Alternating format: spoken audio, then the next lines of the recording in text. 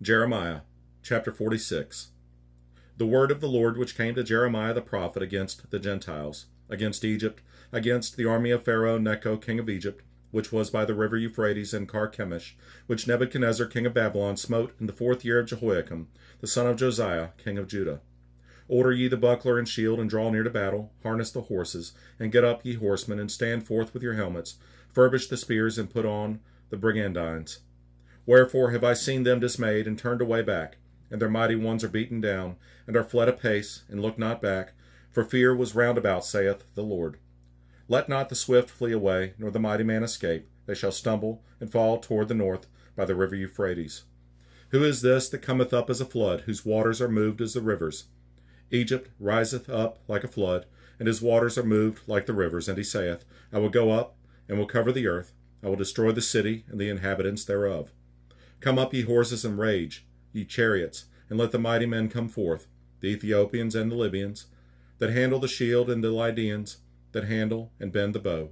For this is the day of the Lord God of hosts, a day of vengeance, that he may avenge him of his adversaries, and the sword shall devour, and it shall be satiate and made drunk with their blood. For the Lord God of hosts hath a sacrifice in the north country by the river Euphrates. Go up into Gilead, and take balm, O virgin, the daughter of Egypt. In vain shalt thou use many medicines, for thou shalt not be cured. The nations have heard of thy shame, and thy cry hath filled the land. For the mighty man hath stumbled against the mighty, and they are fallen both together. The word that the Lord spake to Jeremiah the prophet, how Nebuchadnezzar king of Babylon should come and smite the land of Egypt. Declare ye in Egypt, and publish in Migdol, and publish in Naph, and in Tahpanhes. Say ye, stand fast, and prepare thee, for the sword shall devour round about thee. Why are thy valiant men swept away? They stood not, because the Lord did drive them. He made many to fall, yea, one fell upon another, and they said, Arise, and let us go again to our own people, and to the land of our nativity, from the oppressing sword.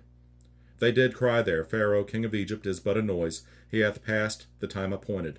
As I live, saith the king, whose name is the Lord of hosts, surely as Tabor is among the mountains, and as Carmel by the sea, so shall he come. O thou daughter, dwelling in Egypt, furnish thyself to go into captivity, for Naph shall be waste and desolate, without an inhabitant. Egypt is like a very fair heifer, but destruction cometh, it cometh out of the north. Also her hired men are in the midst of her like fatted bullocks. For they also have turned back, and are fled away together. They did not stand, because the day of their calamity was come upon them, and the time of their visitation.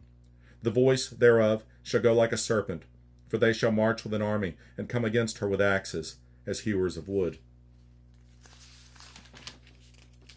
They shall cut down her forest, saith the Lord, though it cannot be searched, because they are more than the grasshoppers, and are innumerable.